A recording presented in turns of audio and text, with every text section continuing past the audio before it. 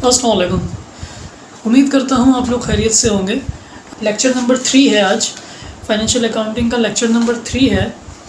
अच्छा, last class में हमने कवर किया था एसेट्स और लायबिलिटीज़, कि एसेट्स क्या होते हैं और लायबिलिटीज़ क्या होती हैं। मैं ज़रा आपको रिकैप दे दूँ तो एसेट्स जो हैं वो दो तरीके के होते हैं, एक नॉन करंट एसेट्स होते हैं, एक करंट एसेट्स होते हैं।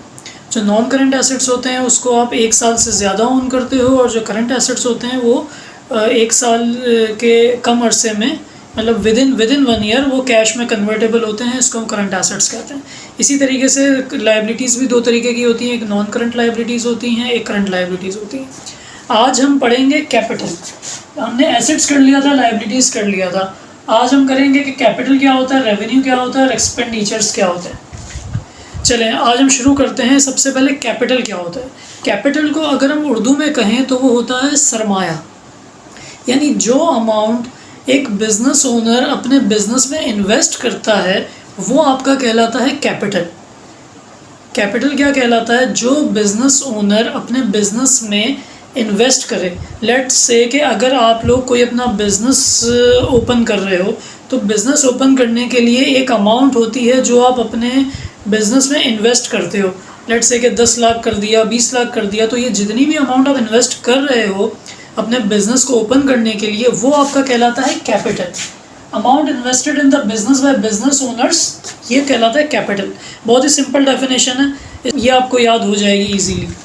ठीक है। सेकंड आता है आपका रेवेन्यू। रेवेन्यू बहुत इंपॉर्टेंट चीज़ है। रेवेन्यू क्या होता है, अगर इसकी डेफिनेशन पे आए, revenue represents income generated from core business activities of an entity, it is recognised when earned. इस पर भी बात करते हैं। ये क्या है, रेवेन्यू वो होता है जो आप अपने कोर एरियाज़ ऑफ बिज़नेस से जो आप अर्न करते हो। रेवेन्यू बहुत ही पावरफुल चीज़ है।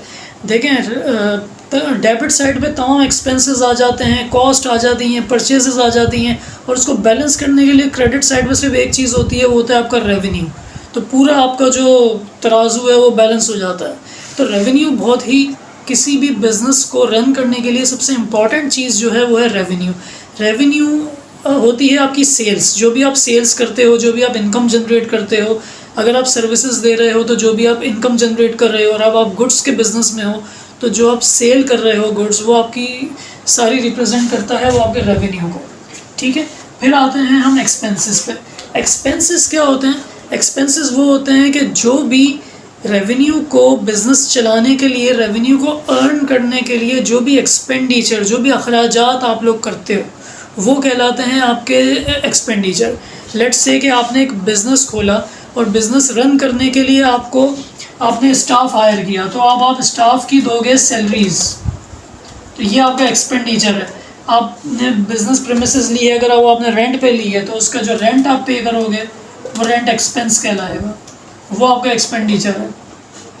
फिर आप बिजली का बिल दे रहे हो, टेलीफोन का बिल दे रहे हो, इंटरनेट का बिल दे रहे हो, ये आपके यूटिलिटीज़ एक्सपेंसेस कहलाएंगे।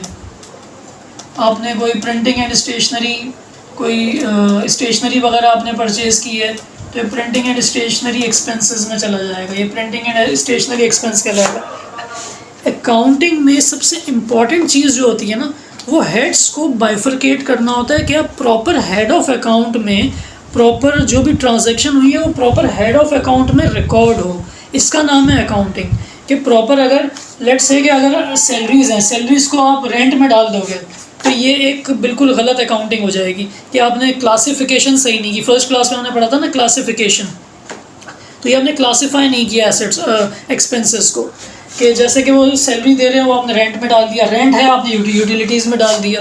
तो ये आपको जो क्लासिफिकेशन है वो आपको समझ में आनी चाहिए। तमाम एक्सपेंसेस के हेड्स आने चाहिए। और क्या क्या हेड्स होते हैं, और डोमेन हो गया, domain and internet expense.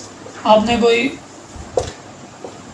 Domain purchase किया है अपनी वेबसाइट के लिए, कोई आपने इंटरनेट एक्सपेंस किया है, आपने कोई नेट वगैरह लगवाया है तो इंटरनेट एक्सपेंस हो गया।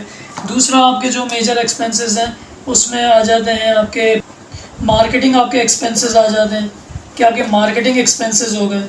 जो भी आप, जैसे कि आपने अपने प्रोडक्ट को सेल करने के लिए आपने फेसबुक पे ऐड चला दी, तो ठीक है ना, अगर आपने फेसबुक पे ऐड चला रहे हो तो वो एक सॉर्ट ऑफ मार्केटिंग एक्सपेंस है।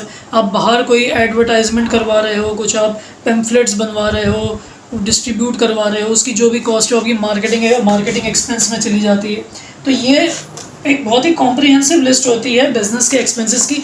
कुछ लोगों के पास एंटरटेनमेंट एक्सपेंसेस भी होते हैं, एंटरटेनमेंट एक्सपेंस यानी खाना पीना, कुछ मिसलेनियस एक्सपेंस में चले जाते हैं। प्रोफेशनल चार्जेस होते हैं,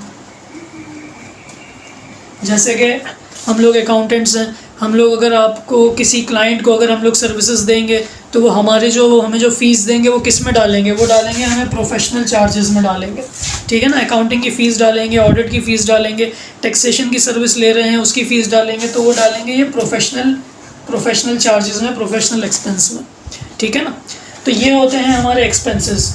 ये इसकी बहुत एक कॉम्प्रिहेंसिव लिस्ट है जो आप लोगों को इंटरनेट से भी अवेलेबल होगी, और मैं भी आपको प्रोवाइड कर दूंगा कि एक्सपेंसेस और कितने टाइप्स के होते हैं।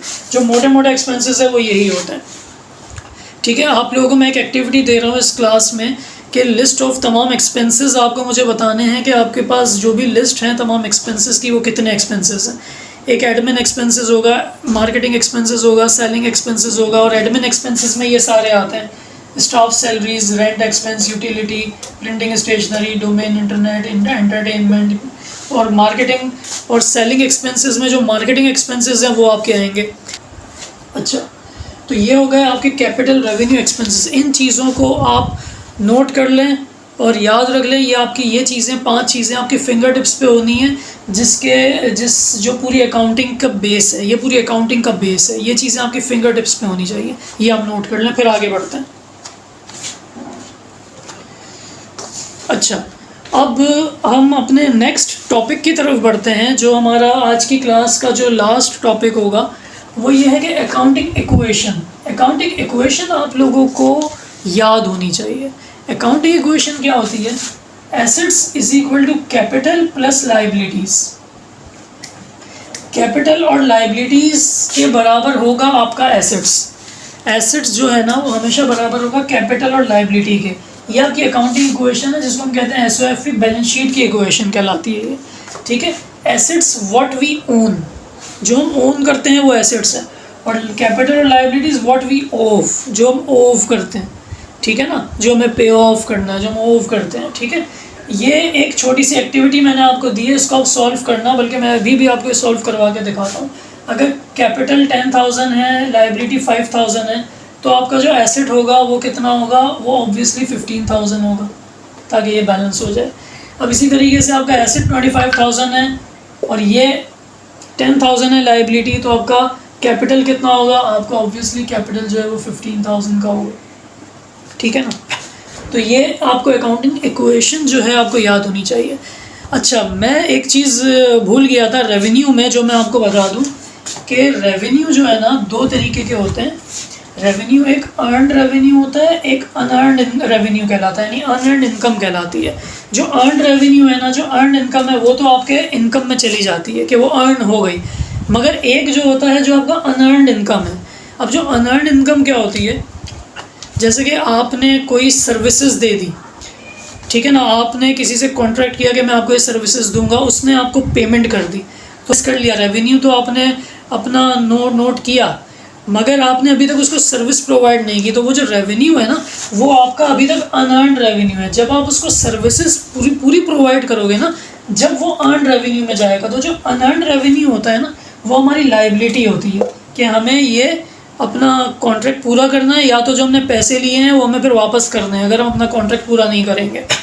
इसी तरीके से गुड्स के मामलात में, अगर तो आपको गुड्स की एडवांस पेमेंट मिल गई और गुड्स अभी तक आपने डिलीवर नहीं किए, तो वो आपका अनअर्नड रेवेन्यू है। जब तक आप गुड्स उसको डिलीवर नहीं करोगे वो आपका अनअर्नड रेवेन्यू में रिकॉर्ड होगा, ठीक है ना। जैसे ही गुड्स डिलीवर हो जाएंगे, कॉन्ट्रैक्ट कंप्लीट हो जाएगा, तो वो आपका अर्नड रेवेन्यू में आ जाएगा, वो फिर आप रेवेन्यू रिकॉग्नाइज कर सकते हो, ठीक है। ये एक छोटी सी चीज़ थी जो मुझे आप लोगों को समझानी थी।